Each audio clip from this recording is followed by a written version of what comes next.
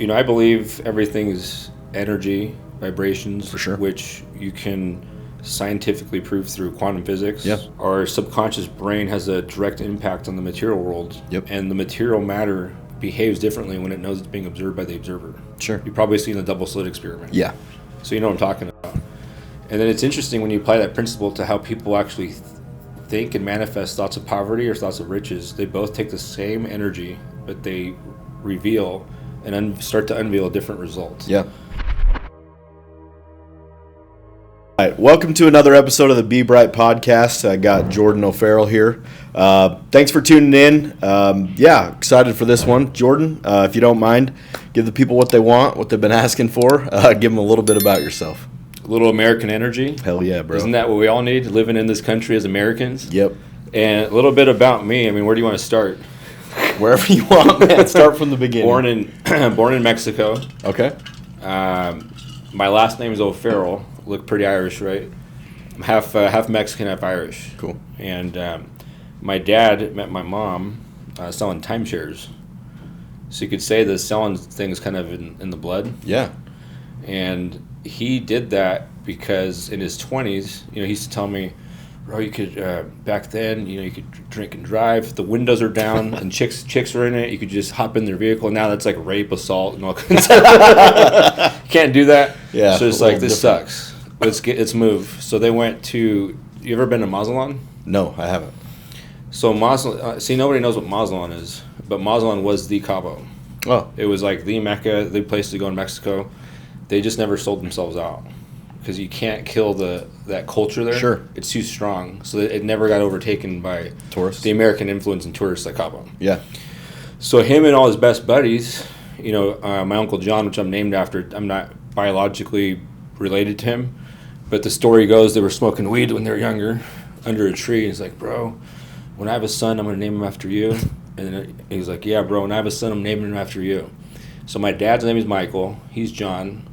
And that's actually what happened. So I'm named after, my first name is Jonathan. Okay. John. But he just forgot to name me John, just named me Jonathan, Middle name's Jordan. Close enough. And 14 years apart, John has a son on the same day I was born, July 26th. Just 14 years apart. And his name's Michael. Dang. Super successful athlete. He's probably going to play professional in the NFL for the, I think, Texas. Okay. He's really good. But anyways, they were selling timeshare, slinging timeshare, and it's crazy, like Wolf of Wall Street stories. Midgets. Oh, can we say that? I don't know. What's that? Midgets and all that? Midgets, small mariachi people. bands, like all kinds of shit on there. And, there's a whole backstory of, how he got into, drugs and alcohol as a result of that, which also is in your blood. Touche. But my dad was the first one to get sober. Okay. Because back when they used to drink a lot, there was a doctor and they had a hangover once. And he's like, come over to my office and I'll help you with the doctor's potion, which was a speedball. So you combine cocaine and heroin. That'll probably make you take you out of this and put you somewhere where you think you're better, but right. It's a little addictive. Yeah. So I've heard. That was the spark that ignited. I don't want to say the wrong path, because if that didn't happen, would he be where he's at or get the? There's no win or lose. You either learn. Sure. You do win or lose, but you don't win or lose if you just learn. Yeah. So he was the first one to get sober, and as a consequence, all his buddies got sober. Wow. And then his brother in Washington State, that's where he ended up moving. I just kept praying for him, like, I hope Mick will get better, I hope Mick will get better. So he met my mom at the hotel he's selling timeshare at. 1 + 1 = 2. I was made. And my grandma, my mom's mom, pretty much hated my dad up until just like years before her death, because he's white. Okay. In Mexico, you're not supposed to date or marry somebody who's not Mexican. Okay. It's just some people are just old school like that. That was my grandma. Sure. And when he moved to the U.S. for our family's scrap metal business, which his brother Marty ended up starting as a result of my grandfather, Jerry. Jerry was that good old boy, just just alcoholic, but fun. Just good alcoholic. Yeah, good alcoholic. Good guy. Fun, good guy, good fun. Sure. Everybody loved him. He's that guy that always had a stack of cash, hustler. I mean, he would go and somehow find all this scrap metal, load it up in a truck, drive up to the mountains, and put gasoline and just light the motherfucker on fire. Burn all the rubber off? Yeah, because you burn the rubber off and Yeah. make more. And that kind of stuff's, it's not something that you can go to school for, scrap metal. Has to be passed down. Yeah. So he passed that experience to them. And so my dad became partners with Marty in the scrap business because finally he got his act together and got sober. Meanwhile, all his buddies moved to Cabo when it was like a dirt road and you had to drive somewhere to make a phone call. And, fast forward 2 years ago, I take my solar team to Cabo for a little trip, that was a lot of fun. And I haven't seen them in a long time. And when I go over to John's house, because I'd, gone there and traveled so many times when I was a little kid, I go see him, and his maid, still the same maid from when I was little, answers the door, and she's like, "Yeah, can I help you?" I said, "Yeah, Lupita." She's like, "Who?" I said, "It's Jordan." Jordan? I was like, because I look a little different. Sure. At one time I was skinny, then I was fat, and then, I got kind of in shape because I had my own battles with drugs and alcohol, and I got sober. I've almost 7 years now. Wow. And part of that comes with physical changes too. But she gets John, and John doesn't realize who it is. He goes, "No, Jordan O'Farrell." He's like, "Jordan?" So he opens the door. He goes, "Holy, my God, son, who are you?" And he goes, "Hey, real quick, come out here." He's got a bag, and he opens up the back of his the car, and he starts unloading like all this fucking money. Just pours out, like hundreds. He's like, "Here, come with me. I got to deliver this." He's in. It's not what you think.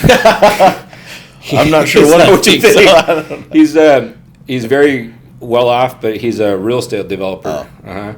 And in Mexico, in Cabo, he has bought a huge plot of land and developed 300 different units for fractional rentals. Jeez. Yeah, he owns a bunch of restaurants and gyms, and he got his start in the timeshare industry and all his best buddies became pillars and basically almost built Cabo. Wow. My other uncle, Eric, who is it's like a godfather to me, both of them are. I don't know how you just casually drop things without just flaunting them, but just in conversation, he's like, I found out he drives a bulletproof Porsche Macan in Cabo. He had a heart transplant, and his company did $5 billion in sales. So I go, "Yo, Dad, does Uncle Eric always do pretty well?" He's like, "Yeah, growing up, he was making like $10 million. Yeah, I think it's a little more now." And then Eric and John are always in a pissing contest, which is pretty funny. But awesome. They all stayed sober, and meanwhile, there's a small mom and pop metal shop, and I'm 6, and I came from poverty. I lived with my mom in Mazatlan, but as a kid, you don't have, I didn't have material things. Yeah. But I didn't care. I had love. I had a supportive family. And I do remember there was a few times when my dad was on a cruise ship. I was here just with my mom, and all the kids had like this new yo-yo. It's a little plastic yo-yo, but I don't know, it was like 10 pesos, and I couldn't get it. And I remember just feeling like bad, like I want that and I can't. Yeah. And they all had the Super Nintendos and stuff. And I know I'd have to go over to their house. I wasn't the cool kid that had them. Then we moved to the U.S., and now I have like a Nintendo 64. I go to a private Catholic school. Dang. And being the son of a Mexican mother, how do you think I looked when I go to school? I was very well dressed. My hair was slicked back. Like everything was immaculate, just super clean. It probably smelled like laundry detergent. and fresh to death. Fresh to death. And then, meanwhile, my dad's helping his brother Marty out, and he ends up selling the company, not all the way, becomes a silent partner. And my grandfather, he held the family together. We'd always have family picnics and all this stuff, and he ended up just drinking himself to death. Dang. So I believe I was 11 or 12, and we're living. Do you know Washington at all? The state of Washington? Yeah. Yeah, you know, like West Seattle, Federal Way. Uh-huh. Okay, so we originally lived in West Seattle in like a little, one of those little houses. They're all the same. Yeah. Because there was military housing at once. So it's a little house. Then we moved to Federal Way, bigger house. And I remember I was home alone and the phone rings. It's my birthday. And he called me Poo Poo. He had nicknames for everybody. Hey, Poo Poo. And he says, happy birthday, whatever. I remember how you don't ever remember what people say. You remember how they make you feel. And it was warm. And I also remember the feeling of, you know, maybe he's saying goodbye. Yeah. So then I hung up the phone, and it rings again. And I had to pick it up, but I did it very reluctantly, and I knew what was happening. And Right. that was very difficult for me, to the point where I developed some weird condition at school. I had to go wash my hands, and then I'd go wash my hands again, and I'd wash them again and again, to the point where my knuckles started cracking and bleeding. Mm-hmm. And like they were calling, you know, my parents, and Sure. they were just worried, pretty concerned. So I don't know if I felt like maybe it was my fault or what. And then, you know, I remember going to private Catholic school. Do you ever remember when you were younger, you're thinking, why am I here? Yeah. I think we all do that. Sure. What is this? Yeah. Why this? Why that? Why this? Why is there someone on a cross? Why that sacrifice? I just had a lot of questions. So I went inward, and my after-school daycare counselor, grateful for him, because that's where I was put, because my dad was busy building the business. And he told me to look at like the back of a dollar bill once. He goes, isn't it weird how they have like Egyptian stuff? And I said, it is kind of strange. He goes, what about this little thing under here? It says Novus Ordo Seclorum. He goes, you know what that means? I said, no. It means New World Order. I said, oh, interesting. And then I grew up watching Dragon Ball Z. Okay. You watch Dragon Ball Z? A little bit, yeah. Yeah. I liked it because it's kind of a spiritual cartoon. Really? Talks about energy and you know, all these things. So I went down. I had that initial introduction to that kind of stuff. So that led to being very into Bruce Lee. Yeah. And at one point, I thought I could meditate and move objects with my mind. And then he put me on to underground hip hop, and I started connecting dots. Sure. He was explaining how popular music, movies, they're all influenced. Right. And these artists end up selling their souls. Sure. And then I could see that, because when you're young, you know, like a baby, do they have any of these thoughts of war, or like I'm gonna get one on you, or how much? Right. They don't. No. None of that. They're blank. It's a lot of times you go, man, that's such a little angel. Like, no, why do we call babies angels? Yeah. Just like naivety, basically. Like they're not corrupted with all the things you go through, and that kind of blind you, or like. Yeah, like you said, it's like kind of just an open slate where they just see things as they are. That's why kids are always, like the show, the kids say the darndest things. It's like, oh, yeah. Kids just speak the truth. To my daughter, so she's 5, but last year, she goes, hey, Daddy. I said, yeah? What, Mina? She goes, you know, we have another eye. I said, we do? She goes, yeah. I said, where is it? She goes, it's right here. Third eye. I said, she goes, we just don't use it enough. I said, where did you hear that? God? It's like... And then I shit you not right away, but maybe days later, she's drawing something, and it's the flower of life. Really? It's awesome. Yeah. So, you know, I believe everything's energy, vibrations, for sure, which you can scientifically prove through quantum physics. Yeah. You know, our subconscious brain has a direct impact on the material world. Yep. And the material matter behaves differently when it knows it's being observed by the observer. Sure. You've probably seen the double slit experiment. Yeah. So you know what I'm talking about. And then it's interesting when you apply that principle to how people actually think and manifest thoughts of poverty or thoughts of riches. They both take the same energy, but they reveal and start to unveil different results. Yeah. Are you still paying the electric company for power every single month? You're not only losing money, you're investing in someone else's future, not your own. Bright Home Energy has over 400 5-star reviews and over 100 5-star reviews on the BBB. That means real homeowners just like you are already making the switch with quality and peace of mind. We are the preferred solar installer for Solar Edge Technologies in Arizona. Not a title that was given, but a title that was earned through quality, structure, and peace of mind. As a NABCEP certified solar installer and an APS qualified technology installer, your solar installation with Bright Home Energy is not good, it's top tier. So the choice is yours. You can either keep paying your utility company every month, making them rich, or you can make the switch to solar and start investing in your future today. So when I was young, I didn't have any of those, you can call them 7 deadly sins. Wasn't influenced, but I could feel them, I could see them. Kind of like in The Matrix. Sure. When he goes, The Matrix is something you feel when you go to church, you feel when you go to work, you feel it here, you feel it there. And ironically, The Matrix came out right around that time when I started getting a little bit of awareness.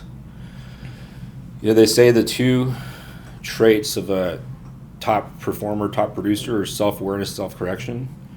And from a young age, I was very aware of that kind of stuff. And I saw what it was doing, to the point I wouldn't wear any clothes with logos or anything like that. And I started listening to underground hip-hop, which he put me on. And I started to write my own music. And then hormones kick in. Yeah. And what do you think happens when those hormones kick in and I go to high school? Yeah. All those original principles that I was building myself on, and I'm like chicks. All right. Then the temptations and the music, the girls, of course, alcohol, drugs. I was 16 when I had my first drink, and obviously that stuff runs in my family, so they've been telling me about it since I was little. I went to meetings with my dad. He put me in the rooms. I don't know if you know much about recovery or anything like that. A little bit. They say a belly full of booze and a head full of AA don't mix. And I'd always been told it's not a good idea. So I'm living in Australia. I was staying with the host family along with other people from my school. So it's fun until you're driving and you think you're going to get in a head-on collision because they drive on the wrong side of the street, the road.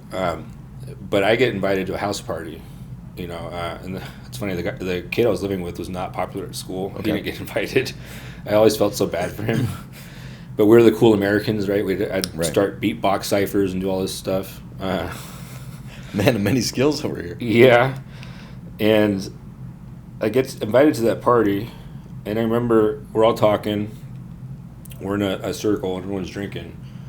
And they're offering it to me. Because no, it's not a good idea. And it's like, what? It's Smirnoff. It's bitch beer, dude. Right. And so I'm like, in my head, you're calling me a bitch? Right. I ain't no bitch. Give me that. And I drink it. And it's almost like, I'm sure you've seen Old School. Yeah. Once it hits your lips, it's so good. I can't deny it. Did you go streaking after or what? I love alcohol. Yeah. When it's in my body, I just have an allergic reaction. Because what do you think? Do you think I just gave it back to him? I was like, here you go.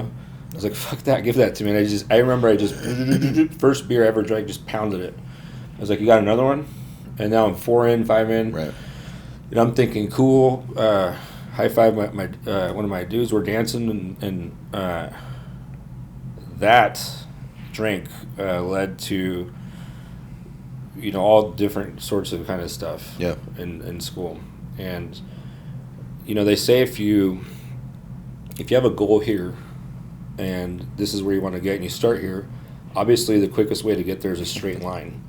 However, if you start here and you're off 1 degree, your trajectory in the end is way off to where you originally wanted to be. And so I've made every single mistake you could ever think of in the book. And I was in and out of jail multiple times. Yeah. Played chess with Russians once just to spend the time. And then I started thinking, alcohol. Yeah, when I went to intensive treatment, got in a car accident. I was not drunk, no drugs. But after that accident, all my buddies started telling my parents stories, and they freaked out, and I went to the most intensive inpatient treatment you can go to in Vegas. And that was one of my first spiritual experiences, because I was in a Mustang, which my dad had paid for in cash. Scrap Because metal. he ended up growing, scrap metal. He ended up growing, you remember in like 2006 how like scrap prices were freaking crazy. We had trucks that were just around the block. Somebody in a pickup truck can make $2,000, $3,000 a day. Yeah. And we're making way more. So you're sending everything to China. Right. So he took that small mom and pop metal shop and probably felt an obligation because of my grandpa, his dad passing. Yeah. He's got to blow this up. So everything he did originally to get to where he was at, he kind of put that on pause and put the gas on this. Yeah. And they say we try to fill that void with people, places, and things. And I saw him do that. And you know how you think your parents are gods? They can't make a mistake. Yep. Eventually, I started to shift, because he was making tons of money, $200,000 a day. Jeez. He bought a big scrap metal yard. He had an auto shredder, a bunch of cranes. That we unloaded barges. The USS Missouri was the monster. It was big. Bill Nye the Science Guy did a show there. Oh, and once you put that stuff, he put the brakes on the other stuff and focused on this. That's how he was filling that hole. And then one day I remember, this was when I moved out. I was like 18. I get this like knock on my door, because I just had to go to I think it was not ER, but you go in the C right away, because I messed up. I messed up urgent care. I messed up my back from just lifting too hard. I thought I broke my back because I just worked out way too intensely. So they gave me Vicodin, and my dad, that's what he drank, but eventually he became a heroin addict, which I did not know, because when I was born he stopped. But when I got that knock on my door, he's offered me $500 for 12 Vicodins. And then he had a whole backstory of, bro, when my car accident, I still get that pain in my neck. It's like, here, it helps you. I took the money. But how would you feel? It kind of feels dirty. Yeah. And I thought, also, you're 18, you know what I mean? You're, obviously I'm sure deep down you knew something wasn't right, but yeah, and I was like, he is, no, but then I go back and forth, I'm like, he's losing weight. Yeah. Until one day, because obviously that doesn't lead to a very happy marriage. Sure. We're doing that kind of stuff. So my mom started fighting, and his other brother, Marty, had already silent partner, went off to Belize to scuba diving. He's like the top scuba diver in the world, did stuff for National Geographic. And he has an expectation of this business is being taken care of. Little does he know it's kind of being ran into the ground. And his brother looks at me, he's like, Jordan, I forget what we're talking about. So you think, I don't know why your dad fucking weighs 140 pounds? And I look at him, and I'm like, oh my God. And I see it. And, fast forward, I was being groomed to take that business over. So I did everything from souping cans, helping customers, heavy machinery, everything you think of. And outside metal buying, taking accounts and establishing them, that's what was leading me into, taking over the business. Right. Until I was checking on accounts and like, are you here to pay us? I'm like, what do you mean? Yeah, you owe us $200,000. And then I started noticing that everywhere. And then eventually they told me, they said, we're going to close this place down. And I'd been working there since I was 6. And every employee, they're all, what nationality do you think they were? You can say it. Hispanic? Yeah. So they were all like, they were like family to me. I knew all their families. And they said, we're going to give you like $5,000, some kind of package to leave, but don't tell anybody. And I'm just looking at them, and they're just so oblivious, and they don't know. Sure. And that literally in one day, boom, they're not going to have employment. That was hard. I actually cried. Yeah. And when you live on Alki Beach. I've been to Alki Beach, Pegasus Pizza. Yeah. Shout out. Yeah. You have a Cadillac. You got nice shit, bills, and now I don't have a way to pay them because, I had felony eluding the police. You're not supposed to. Sure. There's a whole lot of stuff I did in the background, but, I couldn't get hired at a normal place, and that was the blessing in disguise. Because that forced me to what? Find a way to get into sales. Get into sales. So I guess shifting from the family business, and so you get into sales. How old were you at that point? I was 18. Okay. And what was your first sales job? First sales job was DirecTV. Okay. Door to door? Door to door. DirecTV and I think Dish Network. Okay. Basically, if it had Dish. Sell 1-to-1. Yeah. Feels if they're swapperoo. And I knew all the packages. If right. they're Indian, Dish, because they got the Hindi package, and all kind of. If they're a sports fan, DirecTV. Right. But yeah, it was here. Like the training was meet us at this building. You'll see the Dairy Queen. It's at the top, and there's no signs or nothing. There's not even a sign on the door. Sounds legit. Yep, I get there, and it's just some guy just hyping up the shit out of it. And he's like, here's your training. It's a pamphlet. And go knock doors and get sales. I was like, all right, I got a contract? He's like, yeah, here you go. I was like, all right. And wear a safety vest. And when you knock on the door, turn around and just point. And they'll think the lines are down. They'll open up the door for you. It'll work. So I'm like, well, it's got to work because I got shit to right. I got to make this happen. So I got to work, and I remember that first door I knocked on. My heart was just beating a million miles an hour, but I didn't stop. I didn't hesitate. I just was like, all right, knock on the door, turn around and pointed, and they opened it up. Oh shit, it works. Now what? And then I said something I don't know what I said, but right. I ended up getting the deal. Awesome. And that led into, you ever see those guys at Fred Meyer or Walmart? They're at the front of the store, and they have some kind of TV promotion. Yeah. That was me. Okay. And I actually got so good at it, they put me in a different pay plan. I was doing 15 to 22 accounts a week. Jeez. Sponsored by Rhino Rush. Remember those little ephedra shots? I just go. This episode's brought to you by Rhino Rush. Brought to you by Rhino Rush. If you can find some, hit me up 206-554-1315. I've been looking. But I broke sales. I was just challenging myself. Yeah. I made friends with everybody at the store, jewelry people. Awesome. I remember pulling deals from the jewelry store, getting them back to the table, and I was so good at that. What happened was in a Fred Meyer in Linwood. I don't know if you want to air this, but in a Fred Meyer in Linwood, I made friends with everybody. There's this girl that worked there, and we swapped numbers, and they call it DP 2015. She wanted a picture sent to her. Gotcha. Okay, you get where I'm going? You. So I did, and then afterwards, it's you know what? It's probably not a good idea. Right. Let's not mix the two. Sure. So I'm just doing my own business, and I get my phone starts blowing up, and I'm with somebody. I'm like, "What do you want?" They go, "Oh, Farrell, get out of the store now!" What's going on?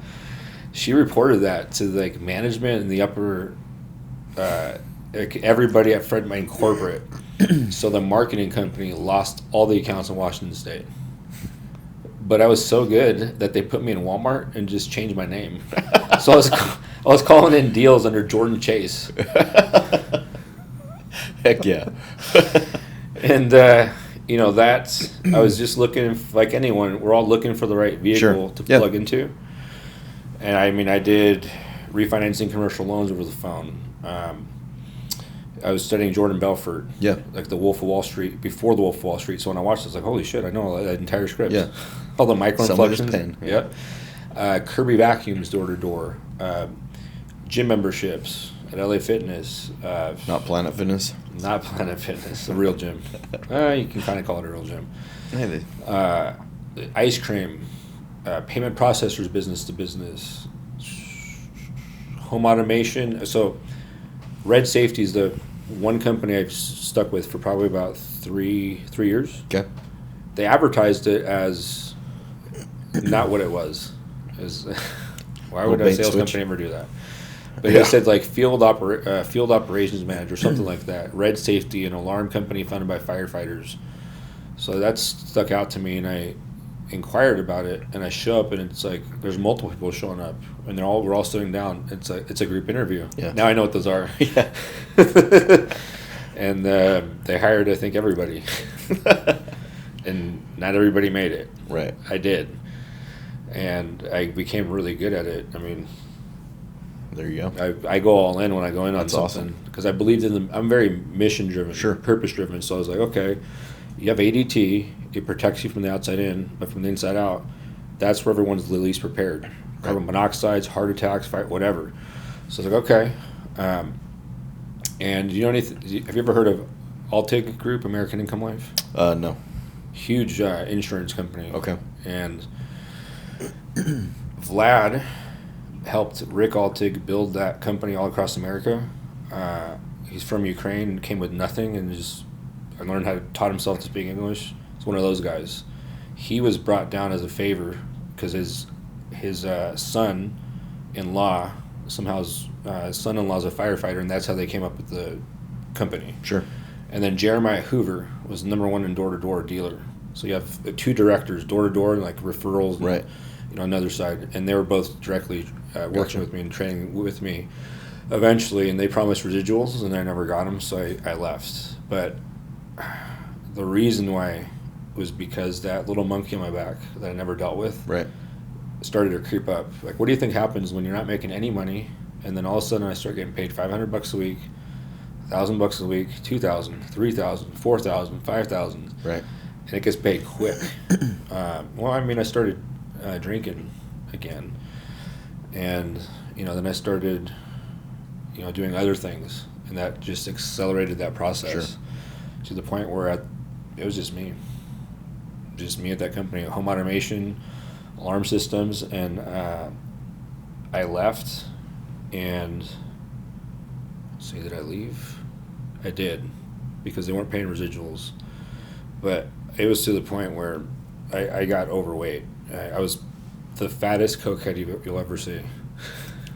My motivation was gone. Sure. Didn't go to the gym. My health importance is just nowhere. It was to the point where I was still at Red Safety because I was relying on my ability to go out there and close, and they paid me the next day. Okay. So I would just, once I felt good, I'd go out work, get paid, and then go on a little Relax. bender. Right. It was to the point where I was hallucinating, going through sleep paralysis, seeing demons. And I went to meetings, and they just wouldn't work. Meetings wouldn't work. Until one day I was just beaten down into submission because, I had a dealer on credit right. who would come to me at any time of the day. And my girlfriend at the time, she was using with me, but all of a sudden decided to stop. And you ever looked at yourself from the outside observing? I said, what a loser. Right. How is she still with me? And I just couldn't stop. And it's almost like her intuition knew that she was pregnant. And that's why. Damn. And then I had a little brother. I have a biological brother who's 6. He was also born, and I tried to get my sister to do drugs, and I looked at myself from that perspective as something that has to change.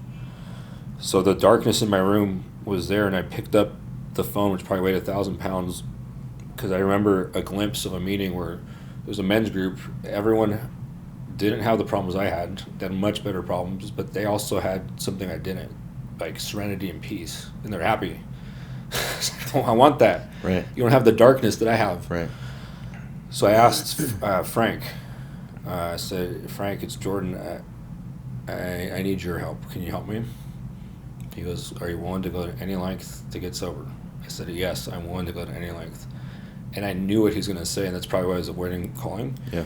Because, Jordan, it doesn't say anywhere in the book that going to meetings keeps Jordan sober. You need to do the work. Right. So I got to work. I figured if I put as much effort into my destruction, into my recovery, it'll work. And I did. I went to step 1 to 8 and I made amends to 122 people in 2 months. I just plugged in. 90 meetings, 90 days, fuck that. I did like 240 meetings in 90 days, just meeting. Don't have money. She's pregnant. Go to the food bank. I did whatever it could. I don't have money to eat. She needs to eat the food because she's pregnant. God wants me to fast. This is my opportunity. So I went and did a 3-day fast. Felt good, and just this ink starts coming out. It was just detoxing. Yeah. I was fat, and I lost 40 pounds in a month. I did a 7-day fast. I changed everything.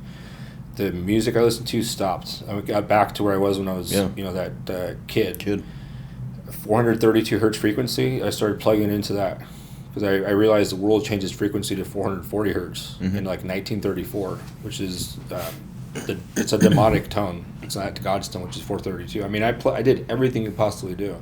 I put my foot on the gas, the same stuff that got my dad where he was at, and then everything started fixing itself. I got an opportunity at the Bella Exteriors, and I remember when they did my interview, I think they did like a takeaway because it was all good. Right. My experience was good, and like and they go, you know what? He takes off his glasses. Sorry, man, just not what we're looking for. And I said, okay, cool. Well, let's go somewhere else. He goes, well, that's not the answer we're expecting from you. I said, look, I'm not here I know what you're doing. I'm not here to play games. Right. If you don't hire me, you're making a huge mistake. I will be your number one salesperson. And they both look at each other. It was all right. We'll give you the shot. And I had a Nissan Altima at the time. It was new, the big car now. Yeah. And I took it to the Nissan dealer to get the transmission fluid changed. They put the wrong fluid in. I couldn't prove it though. So I'm driving and all of a sudden it craps out. And so I just got sober. I have this I'm killing it at DeBella. Right. And I don't have a vehicle anymore, and there's nothing I can do. Nothing. I was like, shit.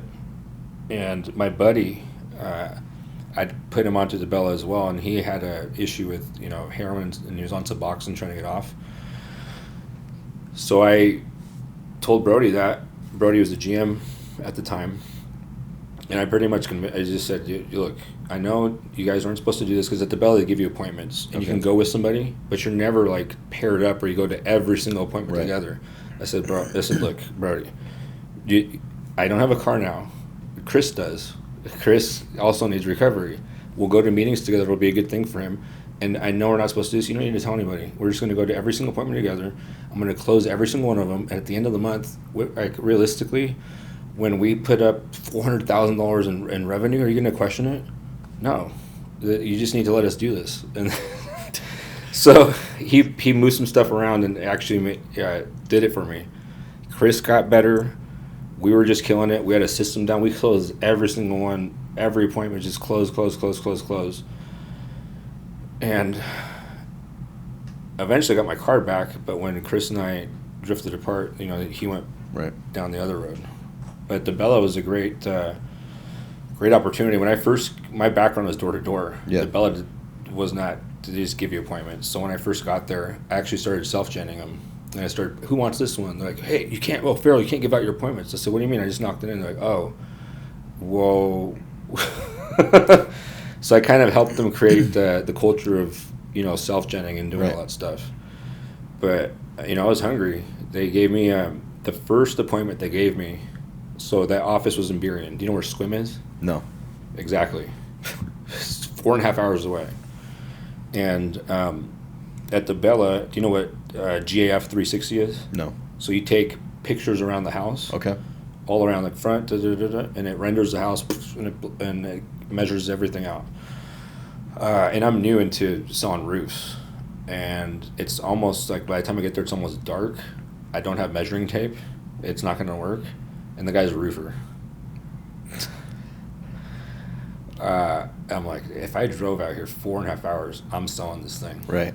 So I said, hey, look, I normally we do this, and take pictures, and I don't have my tape, but you're a roofer. You probably know more about roofing than me. How many squares would you say this is? He goes, about like 27. I said, let's just add another 4 just to be safe. Cool. Yeah, so I went in there and sold it. And then DeBella, I became their top roof rep within a couple months. Our team was crushing it. There was an opportunity for general manager in training at GMIT. They said, take a personality, not a test assessment. It has no impact on anything. And he liked, quote unquote, he liked my personality, which is just very assertive and low detail. No detail, just straight assertive, no detail. So I skipped like a lot of different steps. And when I got accepted into that thing, like, people from the office actually quit. And I went and trained with them, and finally, like, what office do you want? I said, I want Phoenix. Because Phoenix never made money. They never made a profit, never ever. So I thought, well, if you're never making money, like, you can only go up, right? Unless you close the office down. But obviously, you're not doing that. Now, I had actually been sent there as a mercenary with people to help sales prior, so I knew the GM very well. And my expectation wasn't like, I'm gonna go in there and take the office over. I obviously need to learn about the cog, like, all these different things that they're teaching me. So I go in there in JR's office, like, hey JR, and Jeremy's in there. He's a regional, and he goes, step out for 1 second. I go, okay. So I'm stepping out. I step out and I'm waiting, like, all eager. And then JR comes out. He goes, nice working with you. I said, yeah, dude, funny. He goes, no, seriously. They fired me. You're taking my position. I said, JR, I said, I did not mean to. He said, no, it's fine. And Jeremy's here to train you. And there was a little clash, but realistically, they just weren't doing right by the customer. Which, if I'm going to believe in something and hire people and train them to do it, right, I'm only going to do that if I feel like it's something I would give to my own family. Gotcha. And when you're pulling off roofs right when a monsoon's going to come and destroys the house, or customer orders new sheathing and the sheathing's left there and they roof over the bad wood and don't use starter strips and they sign a completion form, I'm like, I got to go. Right. That's it. And I stayed in contact with actually the guy that first hired me. He's older, very, very good, phenomenal closer. And I know he's not a bullshitter. And he left DeBella, but he would not tell me what he's doing. I think he was afraid of the owner finding out, thinking he's going to recruit me. But when I left, I was like, hey, bro, I left. Just tell me. He's like, well, solar. I said, how's it going? Look, man, I made $63,000. I said, you did what? Because my mind starts thinking, right, what? If you did 63, I'm gonna double quadruple that. I'm gonna quadruple that. Like, but I didn't have any money. Right. So he buys me a ticket, and this is with not Lumio, but Lumio before Lumio. This was through Smart Energy Today. Okay. I got hired out of Washington. Oh, set? Yeah, set. We set tripping. They were set tripping. And I went and sold in California through Lyft. Okay. Which later I found out that they were going to form, a giant company using like 5 installers, right? And then after doing a little research, I kind of figured it out. They're doing that to get rid of their horrible reputation and blanket it with a new name. Our World Energy was one of the installers they were going to partner with, and we're blitzing in California. The timelines aren't quick, but they weren't long either. And right away I started knocking from 9 a.m. to 9 p.m. because I was hungry. And I take one of the rooms, and it's like 1 o'clock in the morning. They're all just da-da-da-da-da. So I'm the only, and there's other people trying to sleep that actually want to work. So I open up the door and I go, "Hey guys, look!" And they're all looking, like Anchorman, like this. Yeah, they're like looking at me like that. I go, "Hey, like I'm here to work." And I said, "There's other people here to work too." I said, "It's extremely disrespectful that you guys are just fucking off. Like, let's go to bed and let's make some money." And they'll go like, "What?" But then I started appointment. The most I saw in California was 12 in a day. And it's supposed to be a hard market, but to me it was, the only market that's hard is between your 2 ears. I've always said that. So I didn't see any difficulty. I just saw nothing but opportunity. My mind was fertile. And so you attract, what you think about comes about. Right. And I started naturally bringing, hey, you want to come knock with me? Let's do this. Like, this is working. Let's do this. And then Joel, he's the one that put me on. Shout out to Joel Piquel. Shout out Joel. Hell of a dude. Once I set appointments, he put me in every house with him. Just close. And they threw me at one. And I was like, okay, I'll run it. I sold it, overcame like every objection you would possibly overcome, like selling the house, did it, and it canceled the next day. But You I sold it. Though. I got one under my belt, and then I started like, okay, $20,000 in a week.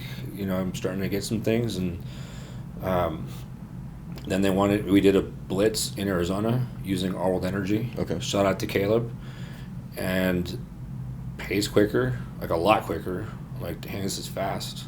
And naturally, I go into Our World Energy because I want to know who these guys are. Yeah. I formed a relationship with them. And Josh Morton, you know Josh?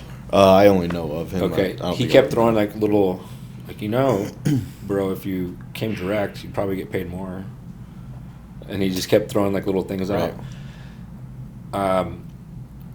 They wanted me to run Arizona for what was going to be Lumio. Gotcha. But they weren't willing to negotiate on the red line. Right. Because I started knowing what they actually are. Yeah. And so I quit, and it was just me.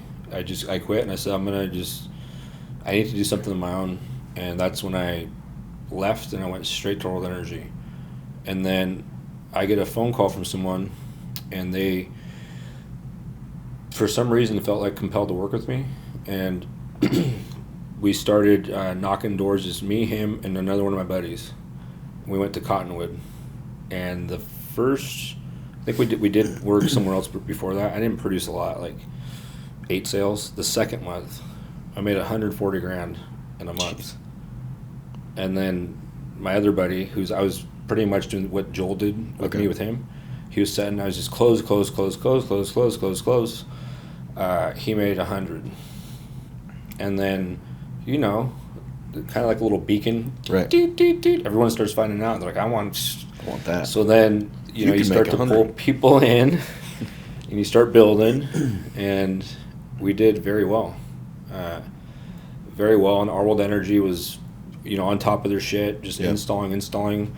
I mean, there was times where Caleb would give me a credit for a roof that was messed up because of the proposal, like $18,000 back into. They were really good by me, so I was very loyal. Just until they started growing a little too quick, and the customer was paying the price. Sure. So the last straw was when I was in Mexico, and I just got blown up, and I'm having a vacation, and they're like, "Hey, these guys messed up my roof. They said they'd fix it. They fixed it, but it's not. I had an AC guy up there, and there's all these tiles. Another person calls, and it made me not want to be in solar anymore. Yeah. And that same thing at the Bella, the luster started wearing to off, fade, and I didn't like that feeling. So I didn't pray, but I prayed in my, without putting my hands together, with the intention, help. And then I saw an ad, because I'd been going to Lake Havasu for blitzes. Yeah. Because, you ever heard of Sun Up Energy? I've heard the name. I don't know any of them. When I first started looking around, when I first moved here, I went through an interview there, and they actually hired me, but I just felt, no. And actually, they ended up going out of business. Okay. But I remember them talking about Lake Havasu, like, yeah, we send our guys there, and in a weekend, and a day, they do 4, and they come back. So that stuck in the back of my head. So the first time I decided to take a risk, I take the entire team to Havasu. I buy I put in like $15,000. I bought the lodging. I actually bought a bunch of food for everyone. I wanted to really hype it up. And we ended up crushing it. Damn. And Havasu Solar was one of the local companies. Yeah. So fast forward, when I want to get out of solar, I have that intention, and then I see an ad. It says Havasu Solar, veteran company, new name, independent. My dad's business was called Independent Metals. Dang. So that's like, if that ain't a sign, sure. That's a sign. So I pick up the phone, and I talk to Vince. You know Vince? I know of him. I've never met him. Vince is kind of like a second dad to me. Oh, cool. We formed that kind of bond relationship. They're very similar. It's funny. They met each other. They love each other. But yeah, and it was a new name of an old backing, and I mean, man, I was there when they were just writing handwritten checks with no information on where it's coming from. Right. And just deposit in your bank. And we helped a lot with the growth, and then things were going really well until Sonova.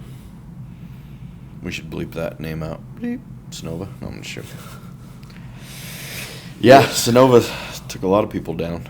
All my volume was through Sonova. Was it? All of it. And sure, they took care of me probably more than most. This was right around that same time too. They gave me free reign over Home Depots, which if you want to kill your solar company, go ahead and be my guest. It's just the payments are so high with you have to pay them back, right. And then to pay people to set appointments. I was paying them an hourly. It was just a nightmare. I'd have $200,000 in a week coming in, and then just go right out. The Home Depot. And there's nothing to get right. back out of it. So eventually, I just decided to stop at the Home Depot, and I had at that point I had like 80 people. A lot of the bulk was from Home Depot, but when all your pipeline is there, it's just delayed, paid months and months, and then people's conviction starts fading away.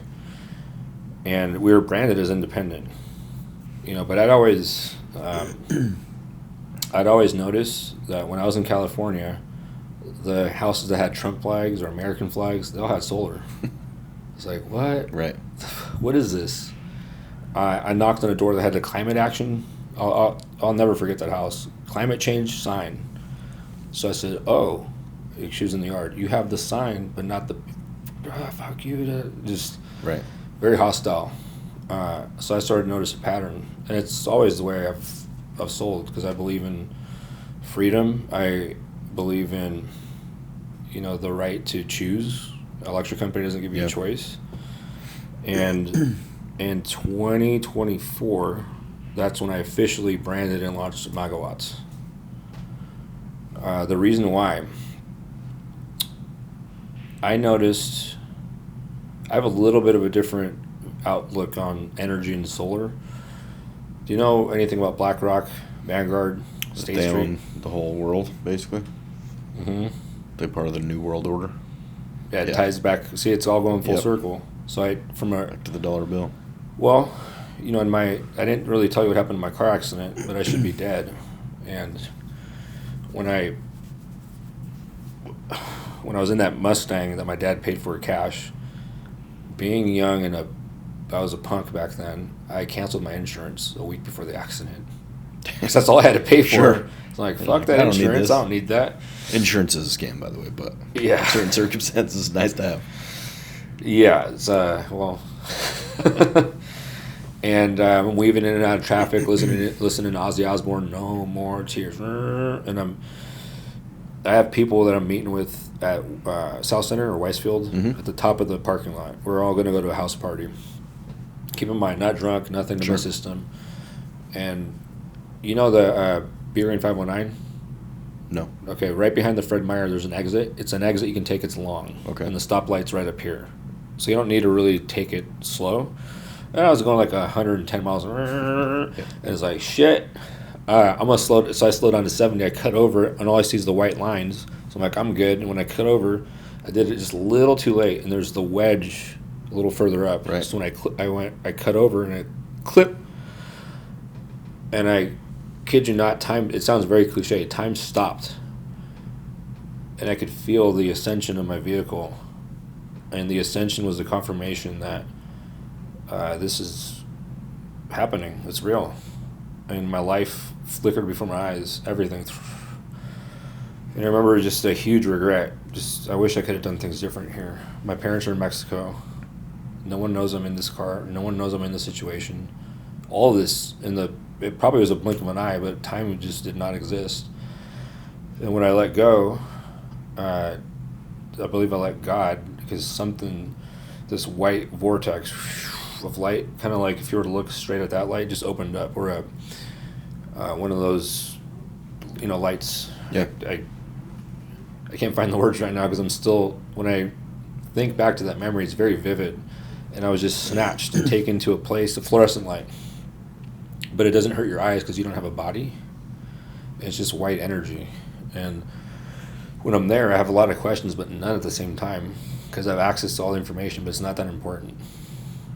And then I felt a warm but familiar presence. So I didn't have any fears. It was actually very blissful and no negativity and an all-knowing and connectedness, infinite intelligence. It was my grandpa. He just wasn't in a human form. Right. And he came to me and he was saying that it was not my time to die yet. There's something you need to do. I said, I don't want to go back to my body. He's like, you have to. I said, no, I don't. I missed you. I want to be here. I like it here. And nope, you're going back. And boom. Now I come to. I'm back in my physical body. And can you imagine? I'm freaking out. So I'm here. I go into my body. And now I'm looking at it's not white because I'm in this blissful place. It's white because now I'm in the ambulance. I'm looking up and I'm freaking out. Right. And I see these people around me. I don't know what the fuck's going on. And what they must have stuck me with something because I just passed out. And what I remember just waking up in the hospital and surrounded by by all these people that cared about me. And when I was driving that vehicle, I thought nobody cared about me. That's the way I felt, empty. Sure. Kind of when you're going through that, those younger stages. And what happened was when I clipped that, my Mustang flew across the freeway, flipped, and wrapped itself around a tree on my driver's side, crushing my car like a Coke can. And you know how big those windows in the Mustang are giant, huh? The little windows. It's like, not from it was rolled up. I was wearing my seatbelt, but my seatbelt was defective in the sense that something cut it, but there's no striations. So it's almost like a laser, but no burn marks, just a perfect cut, which allowed me to somehow break the glass with my head and then land on the side of the freeway. There's no light, so every car was speeding by. But I was bleeding out. If I took my shirt off, I have a big scar down here. I was bleeding internally to death. There's some guy named Carlisle, who I've never met in my life, said he heard the voice of God to follow my car that night. So he did. He's the only person that pulled over. And when he pulled over, obviously he goes to the car. Nobody's there. He said he heard grunting, and he found me. And when I saw him, I started standing up, and I just collapsed in his arms and called the ambulance. And I'd been trying to figure out why, and I knew in my heart why. It's because of all the previous. When I was 7 or 6, I was aware of, you said New World Order. Yeah. There's a spiritual, like this dark satanic power that's trying to suppress us from the our divine. I believe we have a divine nature, and it's our birthright to unleash the greatness, but it's being suppressed everywhere you look. We're told this is important, or you need to know this, and it's like, do I? Or do I need to know this because you're telling me I need to, and if I don't regurgitate regurgitate the answer the correct way, you give me an F? Yeah, that's school, right? Yeah, 100%. And then you start to think, okay, who owns the school? Where does it come from? And you start to connect the dots, and then you look at the schooling system, and they all have the same owners. And then when I was looking at the electric companies, same thing. At BlackRock, Vanguard, and State Street own every single one of them unless they're a co-op. Did you know that? I didn't. So is it climate or is it control? Definitely not climate. No, it's the things they've been saying it since the 80s. Right. Kind of like Iran's been developing nuclear weapons since 1992, right? Yeah. Wild. If you get me on here, it's going to be a little controversial. No, that's awesome. But that's what it's for. And they've just been fear-mongering, and they know human nature very well. People, of course. What do we make most of our decisions on? Well, it's usually to either seek pleasure or avoid pain. Fear. And the more you create fear, the more you can take people's liberties away. Yeah.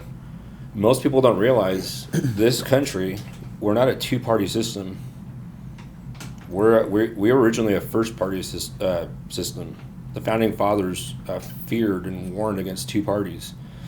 We're called the Federalists. Did you know that? The Federalists. They said if we ever divide and become two parties, it's going to be the demoral. America's morals will go down the drain. Sure. Where are we now? Just as they predicted. There was a gentleman named Montague Norman. If y'all want to do a Google search on Montague Norman, just start connecting the dots. BlackRock, Vanguard, Larry Fink. What demographic is Montague Norman? He got together with the bankers at the time, and the reason why there's a two-party system is because of him. They owned all the shares in all the medias, all the newspapers, so they figured we can shape public opinion. We'll divide the parties, and we'll control both sides. We own the coin; it's both sides of the same Right. coin, and we'll have people fighting about things that don't really matter back and forth. So that kind of has you thinking: or is the same coin Trump Biden? Because you create, one problem. You have kids chopping their penis off. You have Right. Who's going to agree with that? So our moral compass goes so far down, then you almost have like a savior just coming in to save the day. And when I started realizing that was what every electric company is allowed to Right. raise rates. What are our taxes for? What are our taxes for? They ask for taxes for what? When the roads and repairs, Infrastructure. Okay. Yeah, that should be part what's the electric company grid? It's infrastructure. Yeah. So how the hell are they allowed to raise rates? Our tax dollars should be covering that, but somehow it's privatized. Right. So you have BlackRock, Vanguard, State Street owning these companies, and you have foreign. Canada owns a big percentage of the utility companies in America. You have other countries giving us electricity, and a homeowner. Yeah, sure, you have multiple in Arizona, for example, but can you go to TEP? No. You got to sell your house. Right. Do you know anything about the World It's all Economic the same Forum? racket. No. So, World Economic Forum, Klaus Schwab is their leader, and I can't even make this stuff up. If you look at Austin Powers and Dr. Evil, that's Klaus Schwab.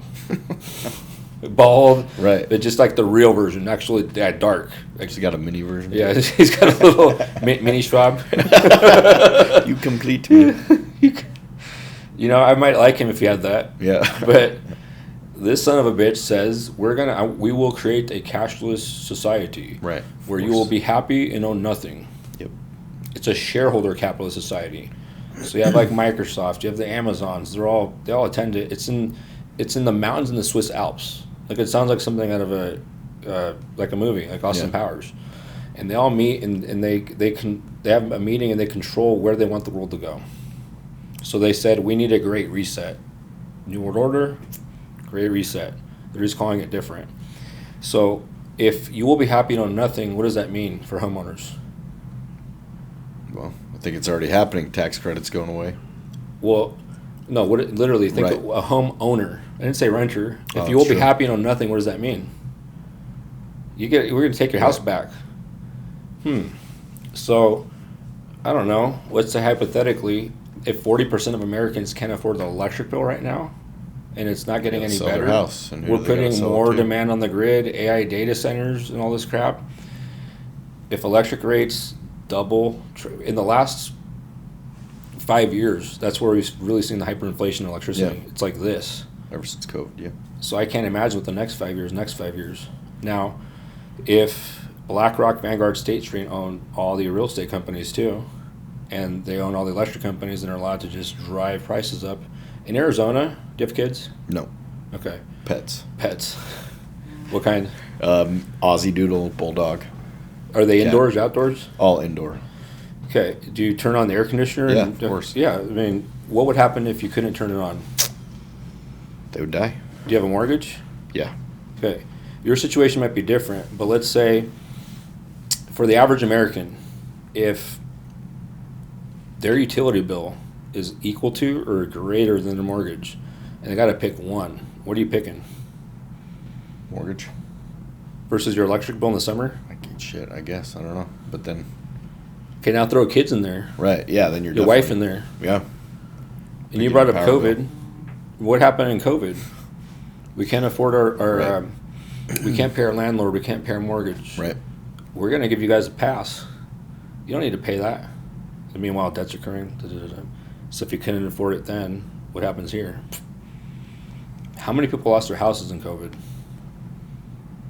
I don't know. Because there was a lot. Because of the past. Do you know Right. about that? No. I mean, I remember hearing about it. But So I don't know about- they gave people a pass to not pay their rent Okay. or basically their mortgage. Right. They're like, it's an emergency. It's essential to do all these other things, like strip clubs, but churches have to be closed. Shout out strip club. Shout out strip club. Just combine the two. Right. The chapel of All about the titties. same. Yeah. Collecting money. America. Passing the dish around. You know, they a lot of people lost their houses because Yeah. they gave people a pass. And then what they didn't say is at some point you will owe all the money back. So it's not really recovering free. We lift it. And then what they ended up doing is just buying the houses back and renting it to them. Right.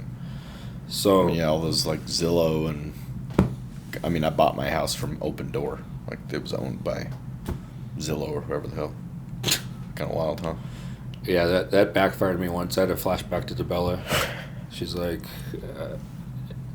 she goes, I don't need you in here to go over this stuff. I said, well, of course you do. You would never buy a car by just like not driving it. She's like, I bought mine on Carvana. Right. Just said shit. That's wild. Well, I guess for you, just pulling back up here, what I love. Obviously, you have a personal brand, outside the box, different. What do you want your legacy to be? With Megawatts, Jordan. You know, you come back to your purpose. So Megawatts has nothing to do with Trump. I know it always gets, they can be related, and there's obvious reason for that. Ronald Reagan was the first person to do that. But to me, making America great, it goes back to that greatness that exists within all of us, and we're all Americans. So unleashing American energy means unleashing that greatness within all of us, because Americans, we're heroes. Right. We're revolutionaries. We're the ones that founded this place, and in the spirit of the founding fathers, breaking free from tyranny to establish the greatest nation Sure. that we've ever seen. That's very close to losing its identity. That's what American energy is to me. It's standing up for challenging the status quo, challenging the narrative, in that same spirit of the founding fathers. And we have 4 F's: freedom, fitness, family, and faith. And they're just like the pillars on a table. If you get rid of one, the table collapses. Right. Because you can have, are you really free, or are you really that involved with your family, or do you really have the level of fitness? And I don't just mean your body. To me, fitness starts in the mind. Right. It's the quality of your thoughts dictate the quality of your life. Without faith, none of it, you're lost. Without fitness, they all have to be in harmony and balance. So ultimately, my legacy is to really fight back against a different kind of tyranny, because that was a very physical. You can feel Right. it here. The worst kind of prison is where you think you're free, but you can't see the bars and you're Right. not. And I believe that's what we've been fooled. That's the prison we've been fooled Sure. into living day in and day out, day in and day out. Like I was mentioning the Matrix, you feel when you pay your taxes, all Right. of that stuff. We shouldn't pay tax. There's nothing in the Constitution that says tax. Right. There's nothing. We've just seemed to have lost that at one point. And people don't know the history enough. America was the height of the greatness was when we didn't have tax and it was tariffs. Damn. The only reason we're allowed to be taxed is because of war. And they own both sides of it, and they fund both sides of it, and that's how they've been Right. making their money. It allows they were allowed to just impose a small amount of tax, and then people accepted it. So they thought over time they started doing this tax. Now you have taxes on Everything. income. You have taxes on Property. sales tax, Right. property tax. I mean, it's tax. Right. My money gets taxed like 10 times before, Right. Yeah, it's wild. So What a world.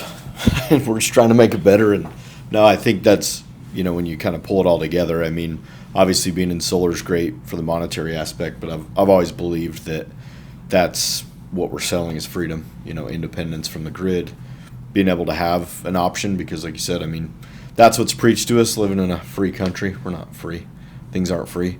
There's a lot that goes with that, but we're still, I know, bullish on solar, mainly because of what you talk about. It's like, having that independence, giving people an option. But it is crazy with the utilities. It's like, that's what I tell people all the time, like, what if you don't like your utility company?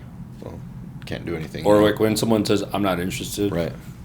Are you just gonna cut your lights off or what? if you're paying electricity, you're in the market. Sure. And that's what I don't think people understand, just moving forward, what the cost is going to be. And that's why he's in business, we're in business, to try to make that better. But, man, I appreciate you coming on, appreciate the transparency, getting to know you. I'd love to have you actually back on again. I feel like there's so much more we could go into, running into some more time wall. But everyone's afraid of, with any adversity, bears with it a seed of equal opportunity. Yep. And it's just all perspective on how you look at it with anything. So there's all this fear of the one big beautiful bill. Yeah. Today, yep.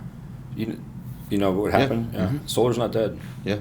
It's just taking on a much better form. Yep.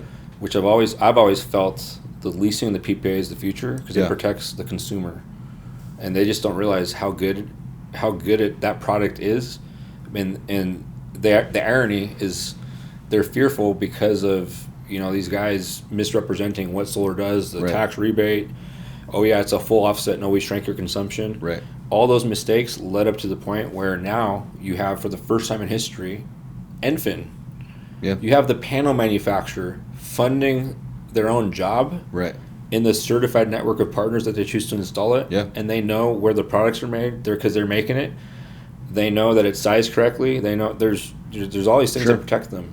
No, that's awesome. And I agree. We've talked about it that, not like the Great Reset, but maybe the Great Solar Reset will be good for everybody. The golden age of solar. Yeah, the good guys will win. So it's a great awakening. Yeah, the great awakening of solar. Well, yeah, once again, thanks for hopping on. If people want to find you on the gram and whatnot, what's the best? Give us your handle. Or lose it. Lift it or lose it. And thank you all for hopping on. Be sure to like, subscribe, keep tuning into the Be Bright podcast. Also, give him a follow. These guys are doing some awesome stuff. Definitely worth a follow to keep an eye on what they do. And tune into the next episode. Thanks.